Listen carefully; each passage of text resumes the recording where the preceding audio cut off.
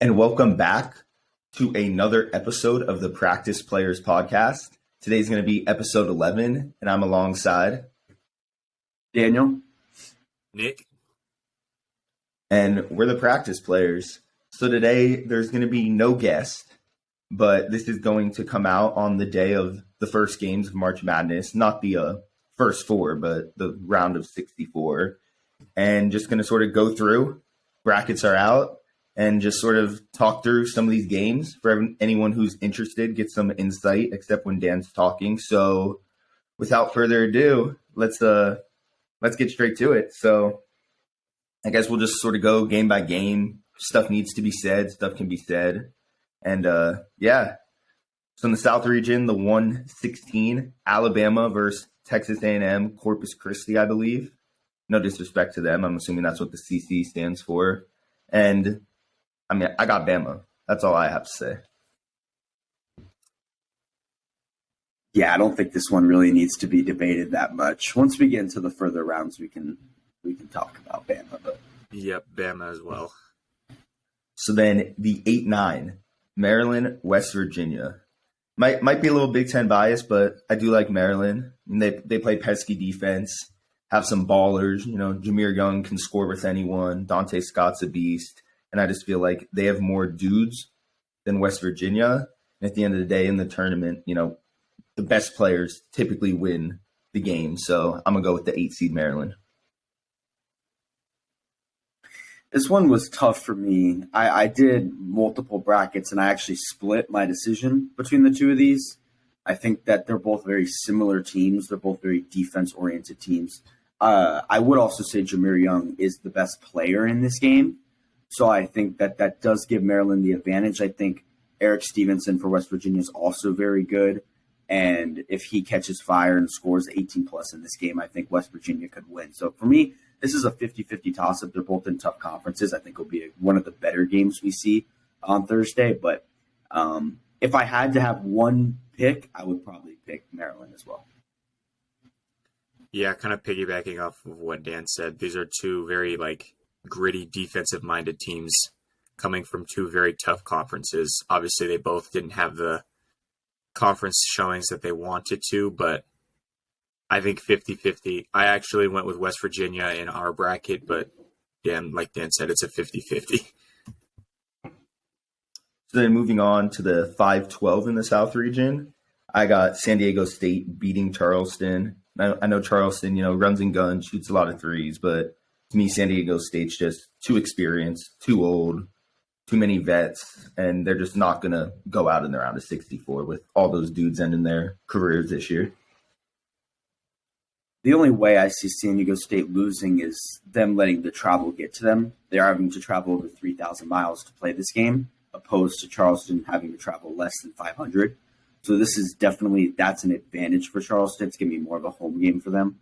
But San Diego State's, again, the much better team, the much experienced team. Charleston won 31 games this year. They had a fantastic year. They were great. But I agree. San Diego State's just too experienced. Matt Bradley, Nathan Mensah, Lamont Butler, they just have guys. So I would take SDSU as well. Yeah, I have SDSU over Charleston here too. I think, if I remember correctly, I'm pretty sure in ESPN's stats for most picked upset game, this was the one that people were picking Charleston because, you know, they love to see the run and gun three show, everybody jacking threes. I just think San Diego State is too disciplined defensively.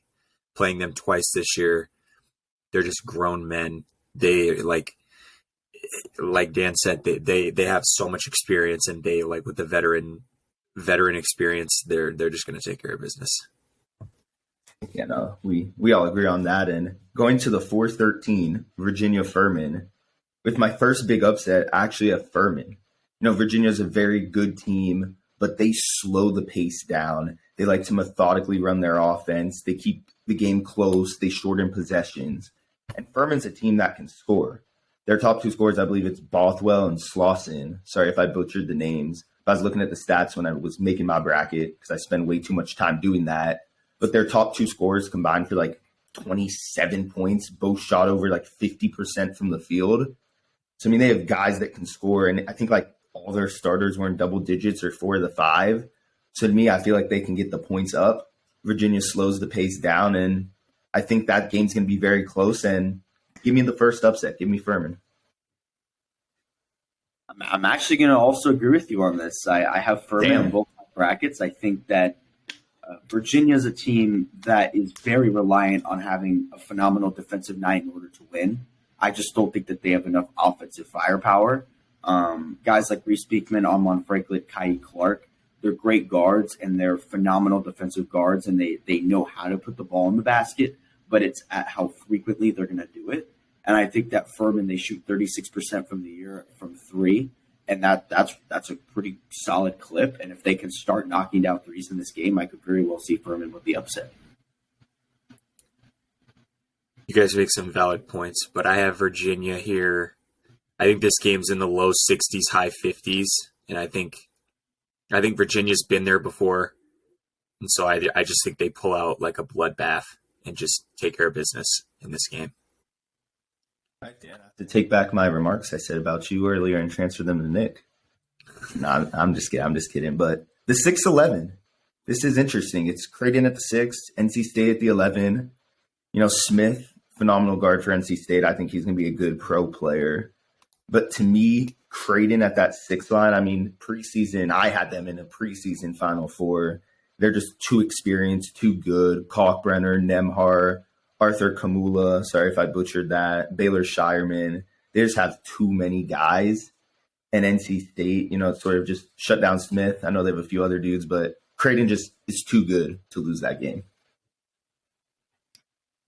I'm going to agree with you again. I also have Creighton. When you look at this matchup, it's like you said, those guys are great. And Ken Palm, Creighton has a top 30 offense and top 30 defense. Only 5 of the teams in the country have that. This is a team that's experienced. Greg McDermott's been here before, and I'm also going to go with Creighton. I just think they're more balanced than NC State. I also went with Creighton here. I think you guys both hit it on the head. Great points. I just want to point out when Dan says I'm agreeing with Dave just lights up. Just the smile on his face. Just love to see it. But yeah, I also went with Creighton here. I just think, like you guys both said, I just think they can just take care of business. So moving on to 3 Baylor, 14 UCSB. I have Baylor. Don't really want to spend the time going into that. If anyone has the upset, feel free. I also have Baylor. I have Baylor as well. Figured. All right. The 7 Missouri, 10 Utah State. To me, I have 10 Utah State. I think they're actually the better team. You look at the body of work. Missouri had a few upsets, but they also had some big losses. Utah State was consistent all year, and they can shoot the 3. They got 3-4 dudes that, can light it up. I just feel like they're going to simply outshoot Missouri in that game, and give me the 10 seed. Well, this is my first pick that is opposed to David. I have 7 seed Missouri. Kobe Brown is Missouri's best player, averages 16 points per game. I just think he's too much of a matchup nightmare for Utah State. I don't think they have anybody that can guard him. I simply think that Missouri's the more physical team. They've played tougher competition in the SEC, and they're going to be ready for this game. So I have the Tigers in this one. I also have Missouri. I would agree with Dave. Utah State shoots the crap out of the ball. They lit us up at our place by 20 plus. They're a very sound and fundamental team. They run what they run, and they're good because of it. I would say Missouri, Utah State has the veteran leadership. They have some 23, 24-year-old guys. But I do agree with Dan, the SEC play will help Missouri here. So I think Missouri takes care of Utah State. Then to round out the round of 64 in the South, 2 seed Arizona, 15 Princeton. Give me Wildcats. Yeah. Dan almost got excited there. Yeah, Arizona as well. Yeah. All right, so then moving on to the East region, 116 matchup, Purdue. Just Purdue. Yeah, did you see the head coach of Fairleigh Dickinson yesterday? I don't know if you guys saw his quote. He says, as the days go by, I feel more and more likely that we're going to beat Purdue. but I still have Purdue. With that being said, I still have Purdue. I have Purdue as well. If anything, that makes Purdue focus more and want to just blow them out. Yeah. I think online, I saw that clip. I think the coach was getting overhated, though. It's like, you got to psych your guys up and believe, like, what's he going to do? Go in there and be like, yeah, Purdue's tough. Just got, you got to hype them up. That's the only thing to do. I think that's a good job by their coach. But moving on to the 8-9, Memphis and FAU. It's an interesting matchup. FAU's phenomenal all year. I love their coach, Dusty May, former manager, but Memphis is just too good. Davis and Williams, they combined for like 40 points, both probably going to be in the league at some point in some capacity. They just have the star power. So I have Memphis. I also have Memphis. They just came off winning the American Championship versus Houston, who's a number one seed in this tournament. Like you said, you hit it on the head with Davis and Williams. Those two are outstanding. Davis, the SMU transfers, looked terrific for Memphis this year. And if their guys like Jaden Hardaway and Alex Lomax can get going, this Memphis team could make a run for sure. So I like them in this game. Yeah, I also went with Memphis here.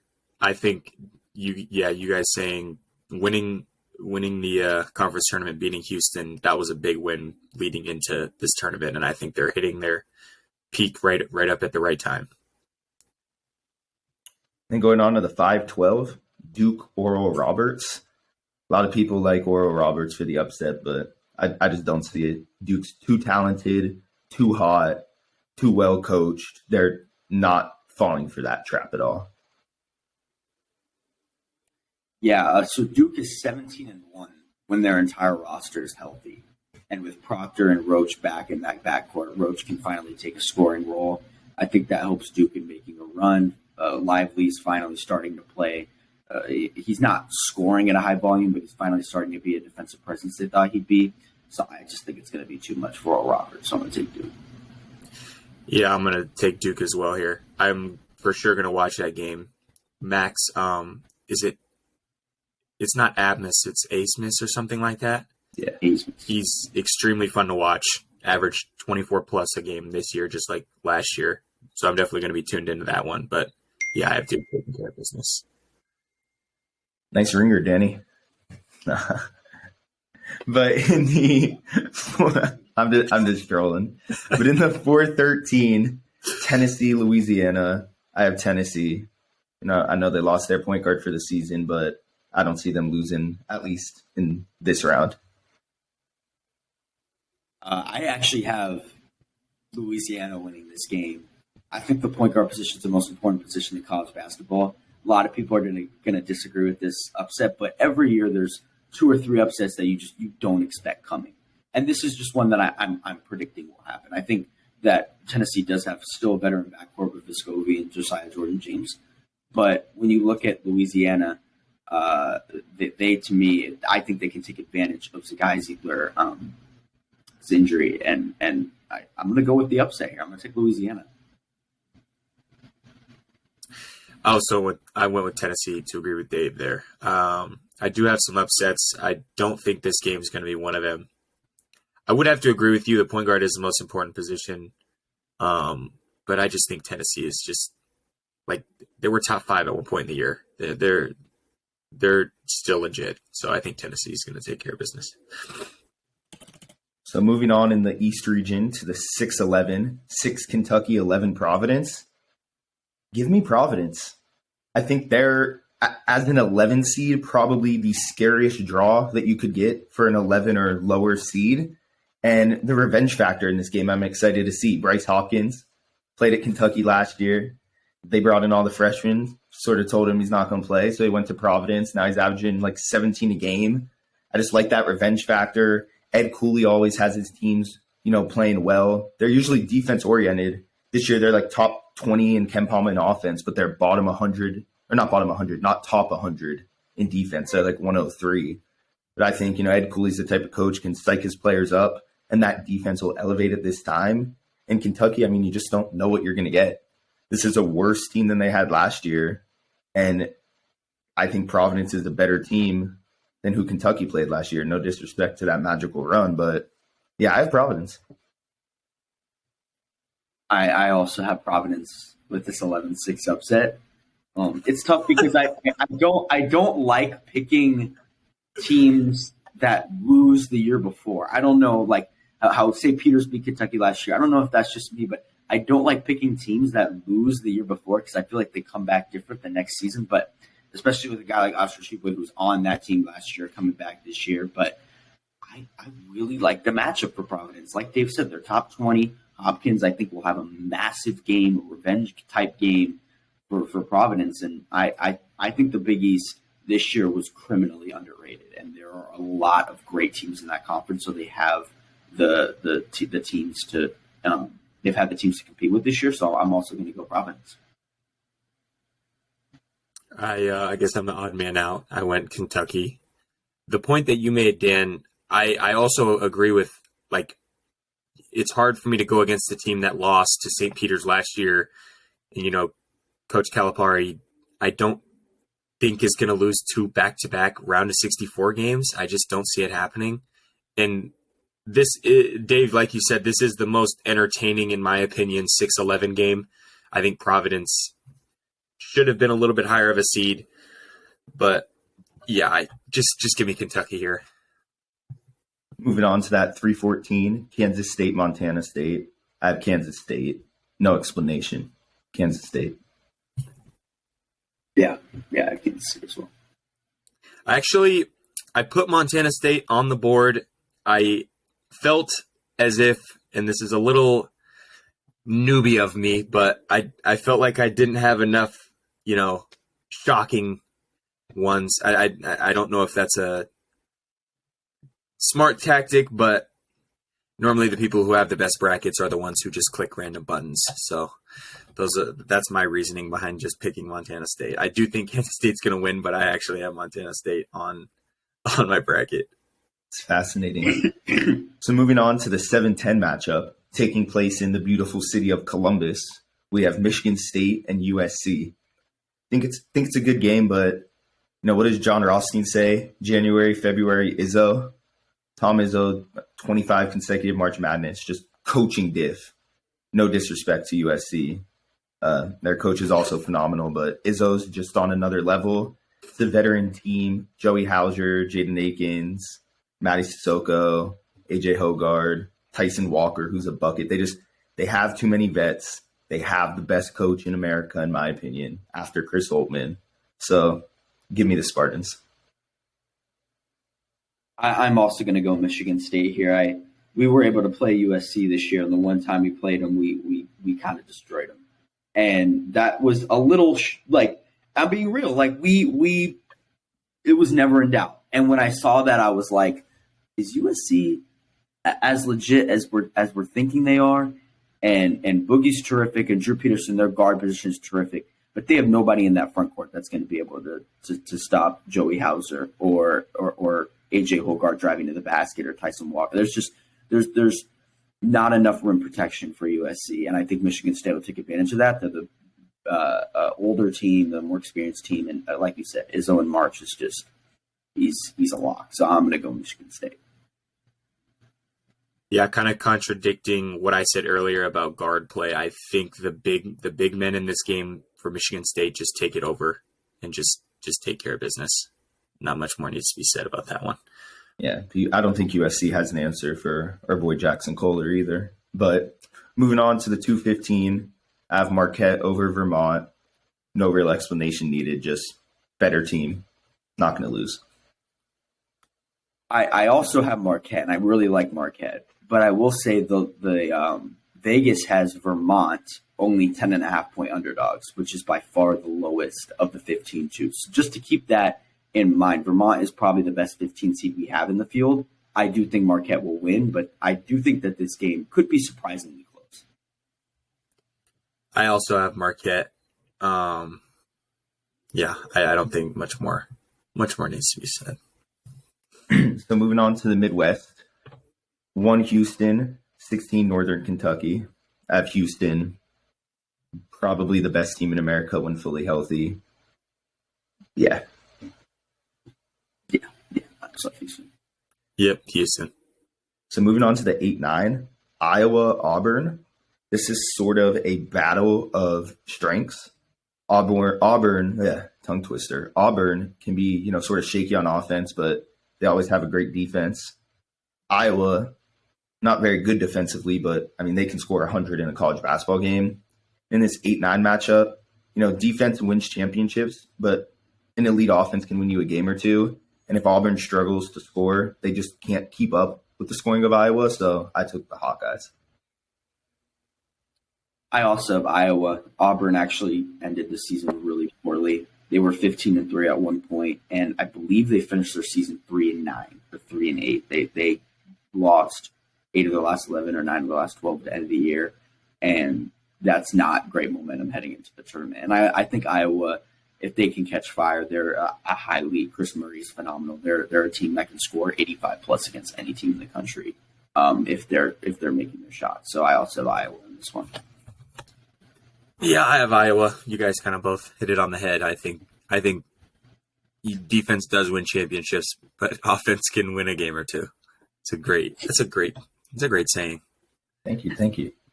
But moving on to the 5-12, 5 Miami, 12 Drake. A lot of people have the Drake upset. I just don't see it. Isaiah Wong and company. Miami's just too good. That backcourt can score. I don't have them losing now. I am a big fan of Drake's music, though.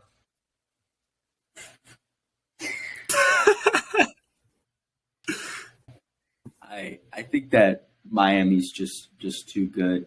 Jim Larraguet is one of the most underrated coaches of college basketball. Their backcourt, again, Nigel Pack, Kansas State transfer. You get Isaiah Wong back. Remember, this team went to the Elite Eight last year, and they're much better than they were last year. They were a 10 seed last year. They're a 5 seed this year. And I don't think that their draw is very great. I think Drake's a solid team, and if they have to get to Indiana, they're on a 32. I think that's another tough game. But if they can get past this weekend, I think they have a chance to make a real run. Yeah, I have Miami here too. I'm not buying into the hype of the Drake upset. ESPN actually has this matchup predictor 56-44 Miami, which is a lot closer than other 5-12s, but still taking Miami here. So in the 4-13, Indiana, Kent State, I have Indiana. Kent State's a very good 13 seed. I mean, they're very good. Being in Ohio, I watched a lot of them this year, but Indiana, just Trace Jackson Davis, Jalen Hood-Schifino, don't like the draw for Kent State. Think they can keep it close in the first half, but Indiana's just too good. Mike Woodson is too smart. I just can't see the upset. Yeah, originally I did predict the upset. I was like, well let's see, maybe Kent State beats Indiana. But kind of as I looked at it throughout the week, I think that Trace Jackson Davis and Jalen Hood-Schifino are just too talented for this team to lose in the first round. That's just kind of what it came down to. And Mike Woodson is, again, like you said, a really, really solid head coach. And I think they have a better depth than they're given credit for. So I'm going to go with Indiana. Yeah, I also took Indiana. I don't think much more needs to be said. I think Trace Jackson Davis is just going to overpower Kent State. Might even call out a triple-double watch, something like that in the first round. Iowa State and Pitt. This is an interesting 6-11 matchup. I have Iowa State. I think they're pretty decently matched, but Iowa State's just too elite defensively, so that's why I went with them. Yeah, Iowa State got to play Big 12 basketball this year. I think that the Big 12 is not. I'm not going to say significantly better than the ACC because I think the ACC's got a few great teams this year, but they're better than the ACC. So Iowa State has had the tougher competition this season, and like you said, Otzelberger finds a way to get it done in March, and I think Jaron Holmes and Gabe Kalsher are just too experienced to lose his first round game. So I have Iowa State. I have Iowa State as well. I think you guys kind of both hit it on the head. That's why I went with Iowa State here. The 3-14, Xavier, Kennesaw State. I have Xavier. Better team. Yeah, I have Xavier. Yep, agreed. Now this one's spicy. The 7-10, Texas A&M, Penn State. I liked both these teams coming into Selection Sunday as, sleeper 7 through 11 seeds to make a deep run. And I was very disappointed that they had to play each other. I'm a big fan of what Buzz Williams is about. Listen to a bunch of his podcast episodes he's been on. And, Texas A&M, they play hard, physical, smart. They're a scary team. Penn State, Micah Shrewsbury, and Jalen Pickett is in a world of his own. Seth Lundy, Andrew Funk, Miles Dredd, Cameron Winter. They're probably the best three-point shooting team in college basketball. They get them up and they make them. It's a hard pick. It's a hard pick, but I'm just going to have to go with Penn State. I mean, I think they can match the intensity of Texas A&M. Everyone saw the heart and fight in Penn State in that Purdue game, down like 16, 5 minutes left, and came back and could have won, arguably should have won. But that defense's intensity they can match, and I just think they have more guys who can score than A&M, All-American and Jalen Pickett. So I'm going to give it to Penn State. This might be the best matchup of the first round. And I know Duke or Roberts, a lot of people are excited for that one, and Creighton, NC State. This might be the best matchup because Texas A&M getting a 7-seed draw is terrible. I just making the SEC championship, getting second in the SEC regular season, to get a 7 seed is just awful. I don't think the committee did a good job on that. And then you look at 10 seed Penn State, who just got to the Big Ten tournament as a double-digit seed, and Jalen Pickett, again, an All-American's outstanding. So this is, I think both teams kind of got screwed in this draw, but I'm going to actually go with Texas A&M. I think that Buzz Williams is the better coach in this matchup. I think Wade Taylor is an outstanding guard that can – Jalen Pickett's the better guard, but I think that he can sort of counteract what Pickett does in a way, and I just think that Texas A&M's deeper than Penn State, so I'm going to go Texas A&M. I actually went Penn State here as well. This game had me, it took me a while to pick for this game. Most of the games that I've had up until this point, I did a few minutes of research. This one took me like 15, 20 minutes to really dive into this one, but I actually went with Penn State. I think, I don't know, watching them fight at Purdue when they played Purdue in the tournament, it showed me like they're legit too. I know they didn't have a great year, but they're playing some great basketball, as is Texas A&M. So don't get it twisted. But I actually just went with Penn State here. Moving on to the 2:15, I have Texas, Big 12 champs, arguably one of the hottest teams in the nation right now. Not much more. Yeah, Texas. Yep, Texas. So moving on to this bottom half, try to breeze through the West a little bit here. 1 seed Kansas, 16 seed Howard, Kansas. Yep. Kansas. 8-9, talk about it a little. Arkansas, Illinois.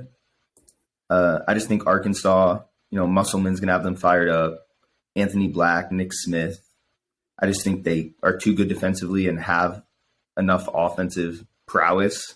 Illinois, some good guys, Coleman Hawkins, Matthew Meyer, Terrence Shannon. But from an outsider perspective, some of the stuff that's happened this year, like Meyer, earlier in the year, Underwood talking about, Shannon's leadership and doing I just feel like there's something off with Illinois right now. It's nothing against Illinois, not based off any knowledge, but just from an outsider perspective, I think Arkansas is more together. They have 2-3 NBA guys, so I'm taking the Razorbacks. I'm also going Arkansas. I couldn't agree more about Illinois' program and how they've kind of just spiraled into kind of a disaster in terms of the way they've behaved. Arkansas is just Musselman again wins in March, and however, if he takes his shirt off, if he runs around the court, I don't really care. He finds a way to win. So I'm going to go with Arkansas. However it gets done, it gets done. Yeah, you guys kind of both hit it on the head. I also went Arkansas here. I just like the 2-3 NBA guys along with a head coach that wins in March. Like you guys said, I just think Arkansas takes care of business here. 5 St. Mary's, 12 VCU. A lot of people like the VCU upset. I see it. Very good team, but St. Mary's just elite defensively all year, and they can shoot threes. I mean, elite defense plus making threes. It's a recipe for success in March, so I have St. Mary's. I am going to go with the VCU upset. I think that they're extremely good from 94 feet in terms of they're a phenomenal pressing team. And I think that might get to St. Mary's. They have a freshman guard, Aiden Mahaney, who is really skilled. He's really good. But again, he's a freshman, hasn't played in this tournament. I think he'll still have a good game. But, when a freshman guard plays a team like VCU, who presses and winners of the A10, they're an extremely underrated team who had a great year. So I think that VCU takes this one in an upset. Yeah, I went St. Mary's. I think they had a phenomenal year apart from their conference championship game against Gonzaga. I think apart from that game, they had a phenomenal year. So I think they're going to turn that around and win. The 4-13, UConn Iona. Great coaching battle, Hurley and Patino, but I have UConn Huskies just too elite. UConn at one point this year was the number 2 team in the country, actually number 1 team in the country. And so if they can play like we think their potential is, they have a potential chance to make a national championship run. I know how crazy that sounds, but with Adamas Inoko, Donovan McClingan, great forwards, great guards, they have a potential to go really far. Yeah, I also have UConn here. I think you guys both hit on that. I actually have them going to the Elite Eight. And beating Kansas in a Sweet 16 matchup, but they were at one point 21-0, 22-0, or something along those lines. They're going to get some stuff. They're going to get some stuff done in March. And then moving on to TCU, Arizona State, the 6-11. I think it's going to be a good game. Arizona State just showed what they can do against Nevada. I think that full court press they run can cause fits, but I still TCU. I like they're battle tested, Mike Miles and company. If they're fully healthy and can get it all together, they're a scary 6 seed. So I have the Horned Frogs. Yeah, I like TCU. Mike Miles Jr. is terrific, and Damian Bowe is also fantastic. They have really, really good backcourt. There's a more experienced team, so I'm going to go with Jamie Dixon's team in TCU. Yeah, also with TCU. The 7-10, Northwestern Boise State. Northwestern, had a phenomenal season making the tournament, but second time in the 2000s or something like that. But they're elite defensively, but at times outside of Bo Buie, they can struggle to score. I think Boise State, they have multiple scoring options, very good defensively, cause fits. So I'm going with the 10 seed Boise State. I wish that the matchups in the 7-10 would have been different because, like, a Texas A&M Penn State matchup, to me, I think both of those teams are better than Northwestern and Boise State. I don't know if you guys agree with me on that, but I just think the draw kind of – this is one of the weaker 7-10 matchups in my opinion. I also agree with Dave. I have Boise State.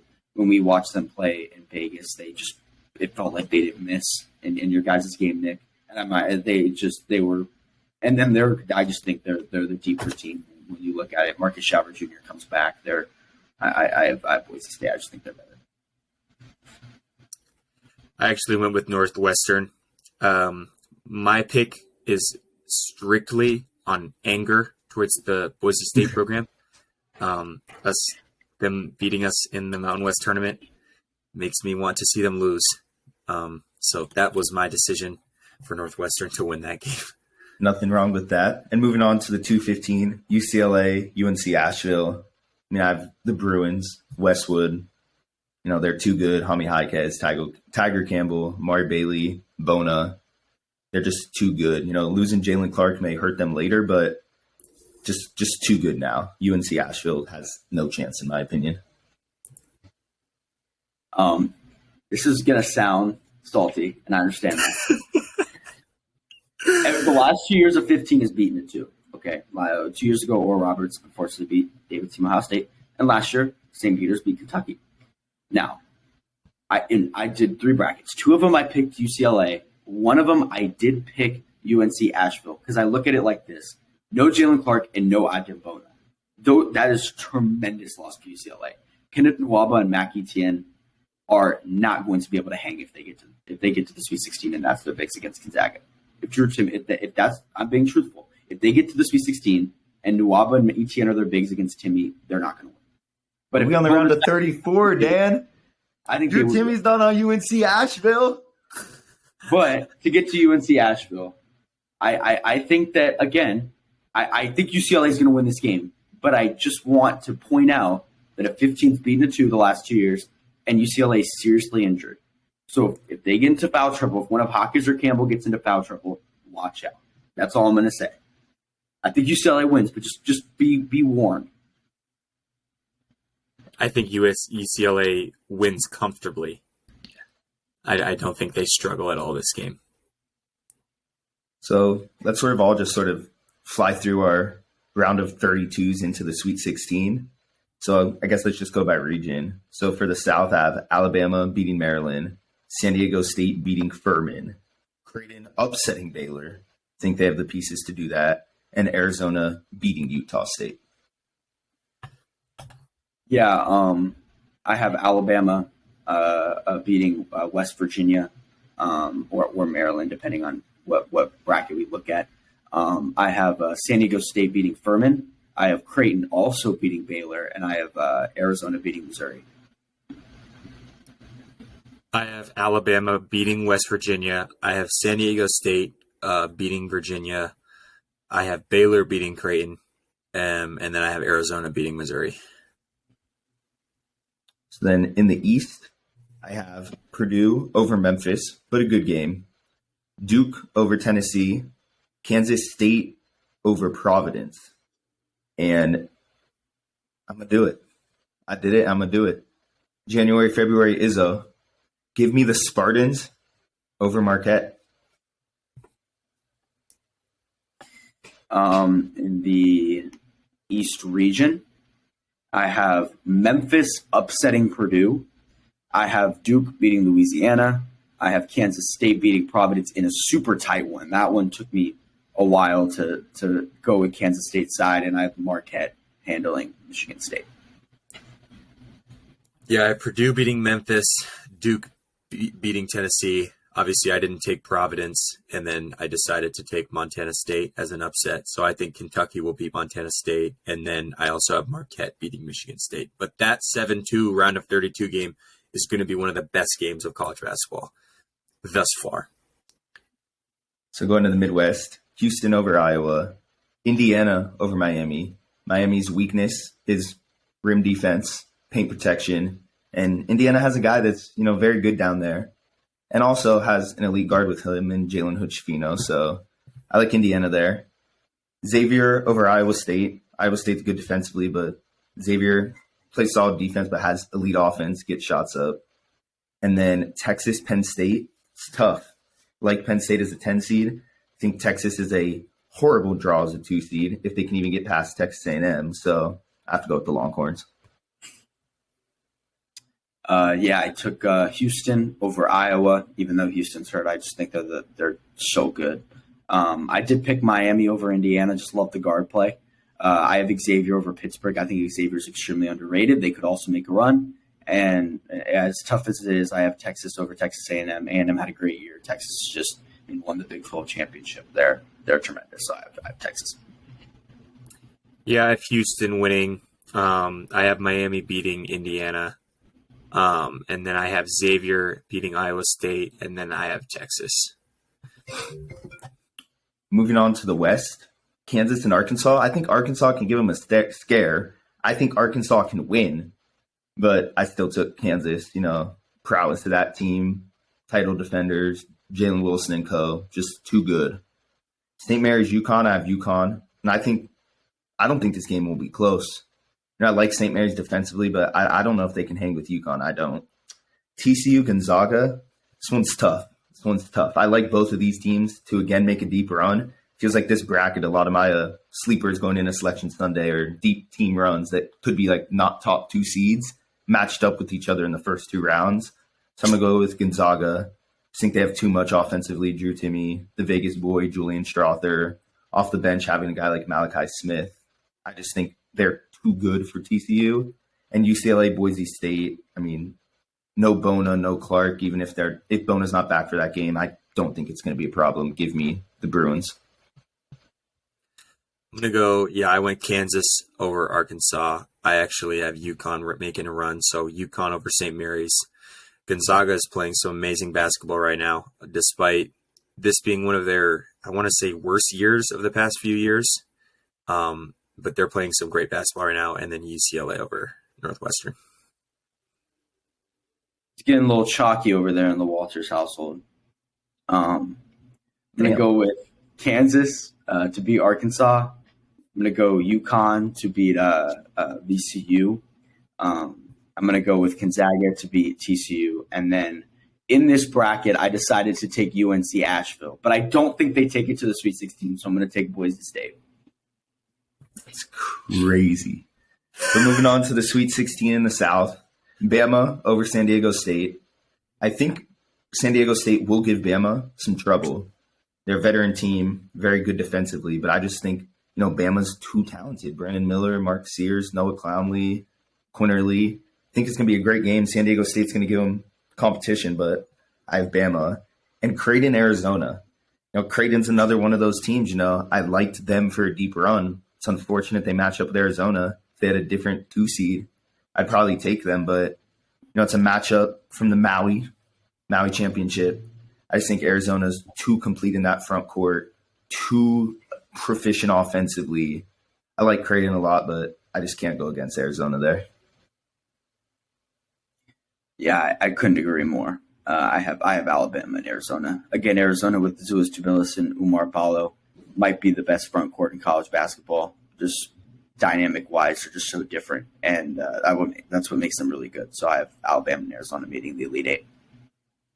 Yeah, I also have Alabama, Arizona in the Elite Eight. I think this region, I just think that Alabama and Arizona are, I don't want to say clear favorites to get to that Elite Eight, but I just think that they're the two most well-rounded team in this region. So I think they take care of business.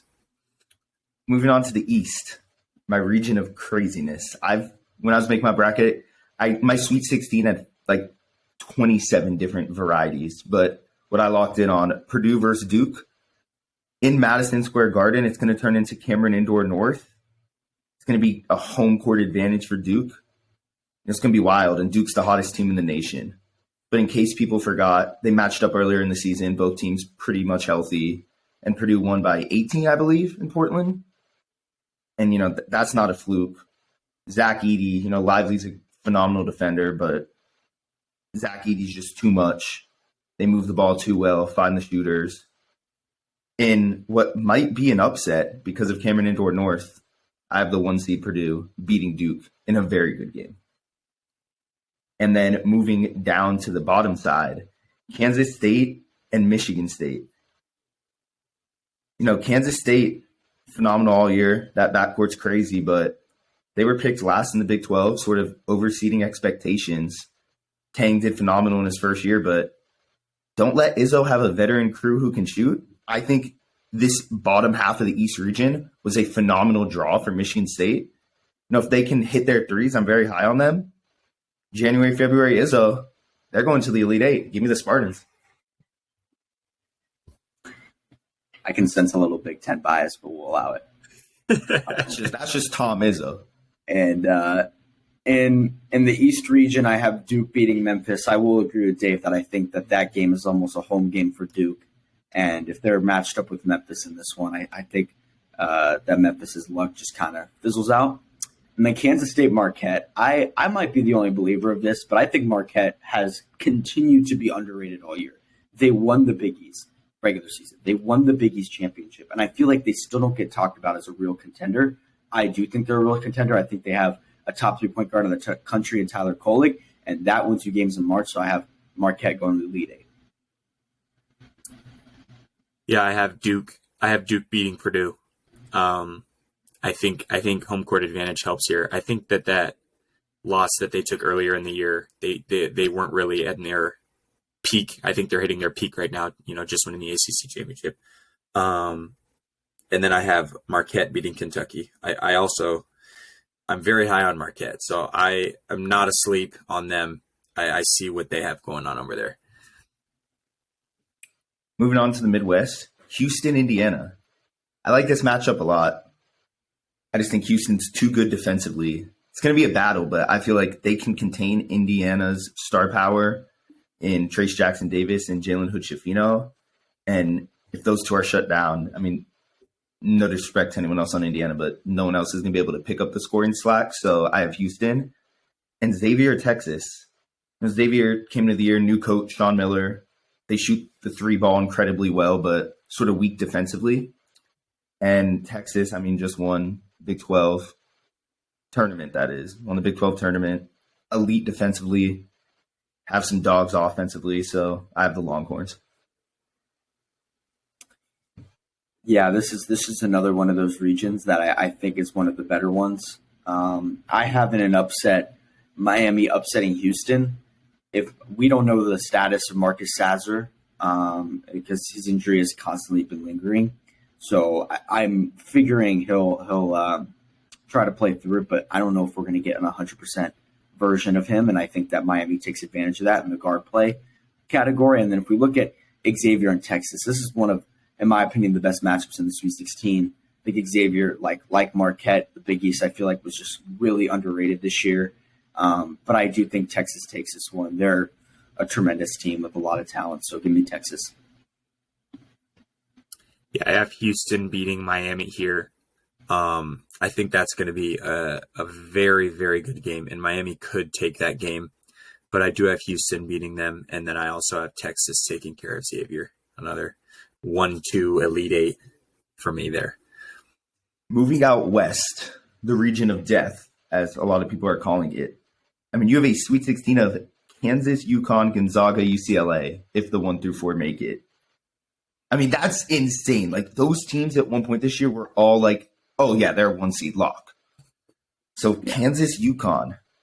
You know, I saw a stat, no team came into the tournament and won it that wasn't top 20 offense and top 39 defense, and 4 teams met that criteria this year. Texas, Bama, Houston, and UConn. It's hard to repeat. Bill Self's medical stuff, it's unfortunate. Came out this morning. He's not going to coach in their first game. Wish him speedy recovery, but no one knows the status of him.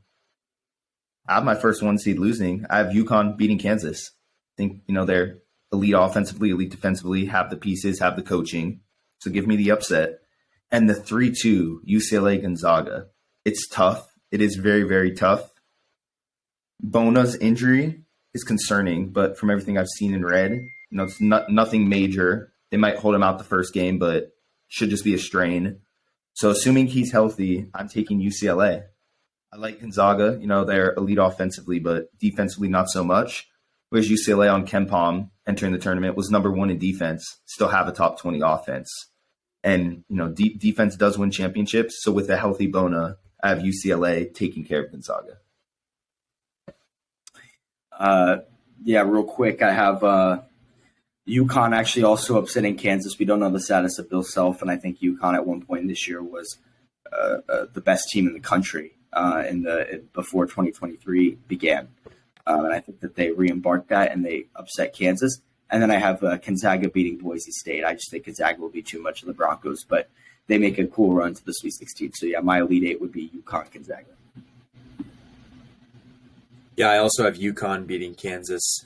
Hoping the best for Bill Self to get back as soon as possible. But UConn being criminally put at a 4 when they could have been a higher seed, I think they're going to make a deep run. And then I have UCLA over Gonzaga. I think UCLA is legit. I know losing Jalen Clark is tough, but they're still legit contenders. So I have UConn and UCLA. On to the Elite Eight. Bama, Arizona. Give me the upset. Give me the Wildcats. I think, Bama's elite defensively, but Arizona's elite of elite offensively, very proficient. And, a lot of what Bama likes to do, they play that sort of drop coverage and ball screens where they force you to shoot. And if you don't shoot, you drive in, they clog the paint. I think Kirk Kriisa, Courtney Ramey, that drop coverage, Bama's going to have to step up, and that takes away everything that they do defensively because they want to clog you in the paint. I think Arizona's guards are more than capable enough to shoot. draw out that Bama defense. And as soon as they do that, the paint's wide open. And Bama defends the paint at an elite rate, but Arizona's, after Gonzaga, probably the most dominant paint offense. So I just think Arizona counteracts a lot of Bama's strengths. And then, they're just older. And I think Hunger Group from last year, Bama's still phenomenal, but a lot of their main pieces are freshmen. And as we've seen, besides, 2015 Duke, can't have, your top 5 players, 3 or 4 of them being freshmen sort of never works out. So I'm taking Arizona in the South. At first I thought, it's Alabama, they're the best team in the country. But I looked at this matchup time and time again, and after playing them twice this year, Arizona's elite.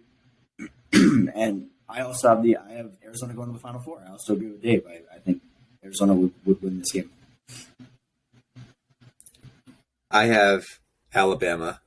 I do think they're the best team in college basketball right now. Arizona is legit. I actually had the privilege of going and watching the UCLA-Arizona game. That was one of the best games of college basketball that I've ever watched at, being in the stadium, in the arena rather. But I actually have Alabama beating Arizona here. Moving on to the East. It's a Big Ten party in the East. Purdue, Michigan State. I got Michigan State making it, this far. Can Izzo get back to a Final Four since, the Cassius Winston and company beat that Duke team? I don't think they can. Purdue beat them both times this year. January, February, Izzo exceeded expectations as a 7 seed, made the Elite Eight. But, Zach Edey, and I want to put something on the air. Everyone making their brackets, y'all didn't say this, but everyone making their brackets out there saying, Purdue one-man show, stop Zach Edey, they're screwed. One, easier said than done. Good luck with that. There's few, if any, players in America who can do it. The only person I saw do it remotely decent was Cliff Amori, but they're not in the tournament, Rutgers. And, all right, what are you going to do? You double him, you send doubles. They have so many good complementary pieces. I mean, Lawyer, elite shooter. Mason Gillis crashes the glass hard. And Matt Painter, I don't think he's made a Final Four in his 25 years at Purdue or however long he's been there. I think this crew's the year. They're too elite. Zach Edey's 7-4 mismatch. You double him. They move the ball. They're unselfish. They'll pass that thing around the arc 17 times until they get a wide open 3. And then they come and clean it up. I mean, elite might be the best offensive rebounding team in the nation. I'm not sure on that, but I know they're up there.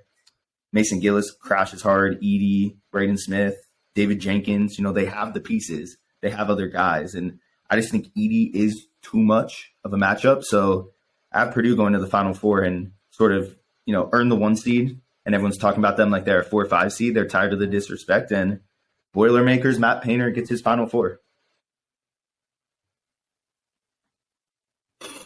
This one's tough for me. I have Duke and Marquette meeting in this one.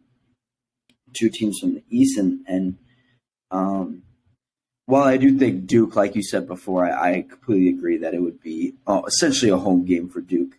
I've watched a lot of Marquette this year. Shaka Smart is one of the best coaches in college basketball. And this team has constantly been doubted. And I don't know, that just puts a sort of a chip on your shoulder. And I think that even though they're a 2 seed, they would come into this game as an underdog. But I have Marquette making it to the Final Four. I also have the Duke Marquette matchup. I think Marquette.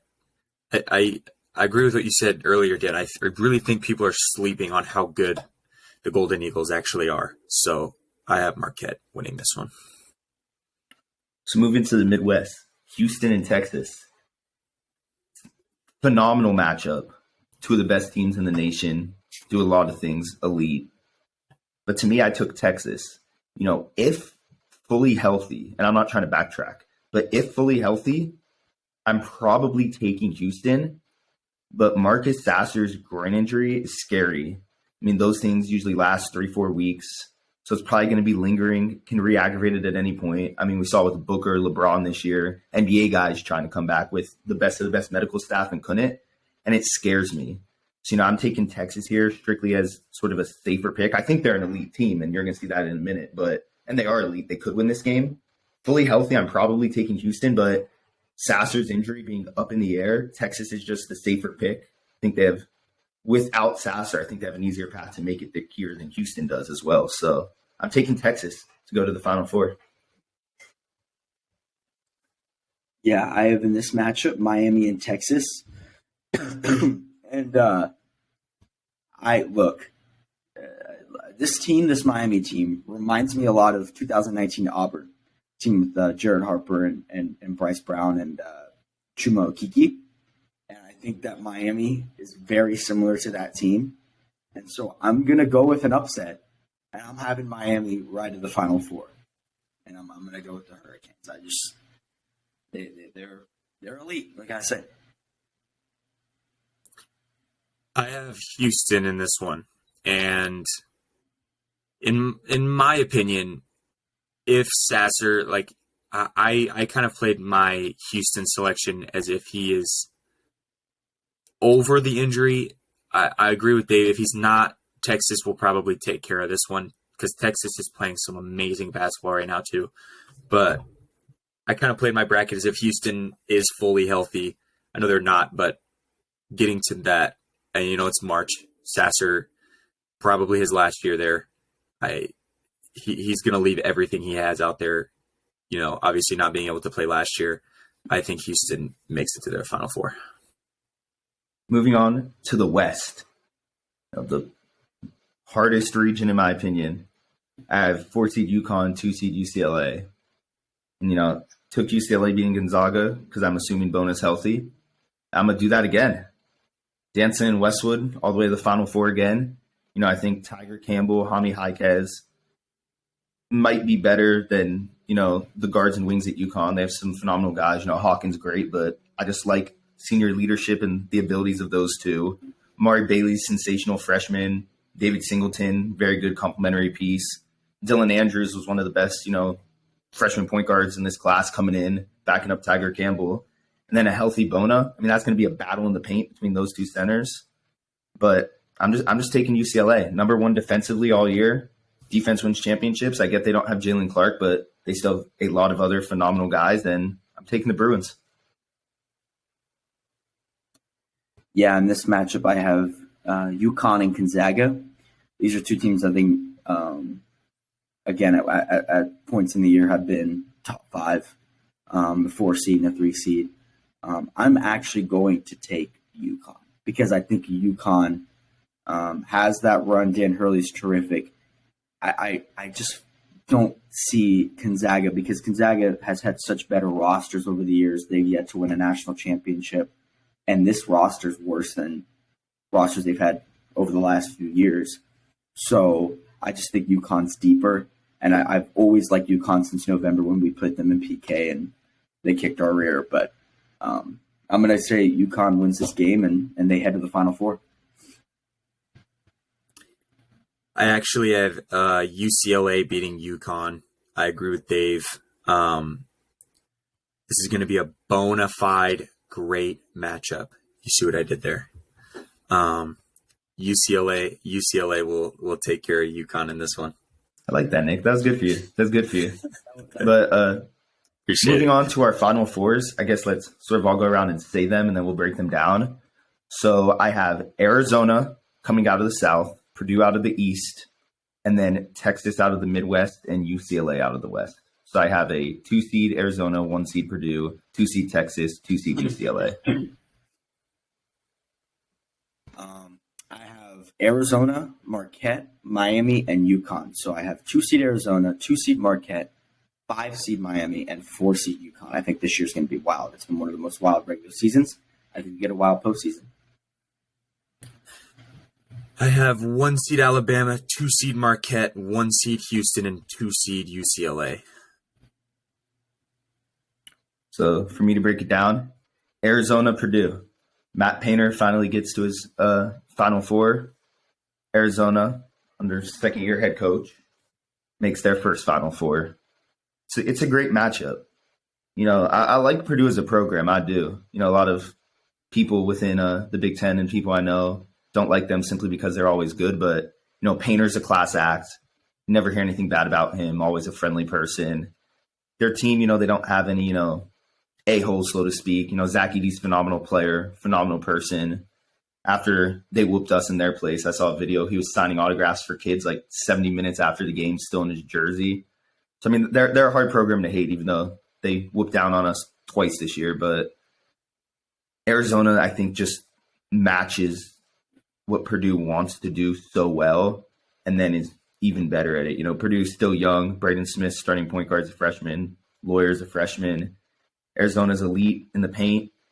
I think you can't necessarily, eliminate Zach Edey. I think they can cancel him out with Ballo and Tabellas down there. And then I think it just simply comes down to guard play, where Kirk Kriisa and Courtney Ramey at this point are just simply better than any guards Purdue has. So for that reason, I have Arizona going to the national championship. In the Midwest, Texas, UCLA. This game's interesting. I've gone back a lot of times.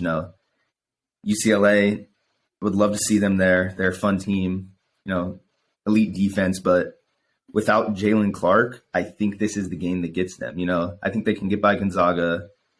They can get by UConn, but Texas just has those elite guards. I mean, Serge Jabari Rice with that pump fake, Marcus Carr. I just think Texas has too much, and I have them going to the national championship. So I have Arizona and Texas. So I would have Arizona and Marquette on my left side of the bracket. I think that's a really good matchup. I think it's going to be tough, though, for Marquette to be able to stop both Tubelis and Ballo. So I do have Arizona make it to the national championship. You can call it Pac-12 bias, but I just think that Arizona is so complete in terms of the fact that they have elite guard play with the transfer in Ramey, Kriisa, Pele Larson, Henderson. They just have elite guards, and they also have two of the best bigs in the country. And then on my right side of the bracket with Miami and UConn, I think Miami's had a great run, but I think it stops here because they're not going to be able to stop the 1-2 punch of Sunoco and Klingon, who are just too big, too strong for Miami's bigs to handle. So I have a national championship of Arizona and UConn. So I obviously have Alabama, Marquette, and then Houston, UCLA. Looking at this now, I wish I would have taken Marquette here because all of the hyping up that I've done for them, I really do think that they could beat Alabama. I did take Alabama in my bracket, but if there is an Alabama-Marquette game, I really don't know who I would take. I wish I would have taken Marquette looking at it now, but I actually do have Alabama beating Marquette. And then I have Houston, UCLA. Obviously, looking at Houston, hopefully Sasser is back to semi-healthy, at least healthy enough to beat UCLA. So I actually have Alabama versus Houston in my national championship. So my national championship is Arizona and Texas. Phenomenal matchup. It's hard for me. It's hard. I went back and forth. But to me, defense wins championships. And Texas is an elite defensive team. Arizona's phenomenal offensively, but they're not known for their defense as well. So as Quinn Ewers said, or not Quinn Ewers, Sam Ellinger, we're back. I think it's horns up down in Austin. Basketball school. Rodney Terry gets contract extension. I just think, winning the Big 12 tournament did a lot for me. That was probably the best conference this year. They're elite defensively, can score offensively, play together. Not a lot of people are taking them. 2 seed for a reason. I'm taking the Longhorns. So that's a good pick. Texas is really good, and again, the Big 12, arguably the best conference in college basketball this year. The last 2 national championships have been from the Big 12, so that wouldn't be a half bad pick based on the odds. But for my matchup of UConn and Arizona, I think UConn made a historic run to get here, a 4 seed making the national championship. Unfortunately, though, I think for them that Tommy Lloyd is going to cut down the nets, and Arizona would win the national championship this year. I have obviously Houston, Alabama here. Like you guys both said, when you guys said Alabama would not be able to beat Arizona, I think that is going to factor in with the freshman play. Houston has some guys who have been there before. So I think Houston takes care of Alabama in the national championship. So I have Houston winning the national championship. By the way, in Houston, keep that in mind. I like it. So just sort of recap, I got Texas winning it all. I got Michigan State, Tom Izzo making a deep run.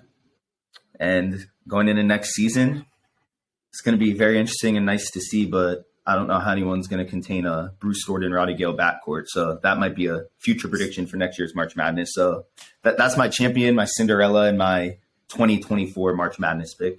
Way too early.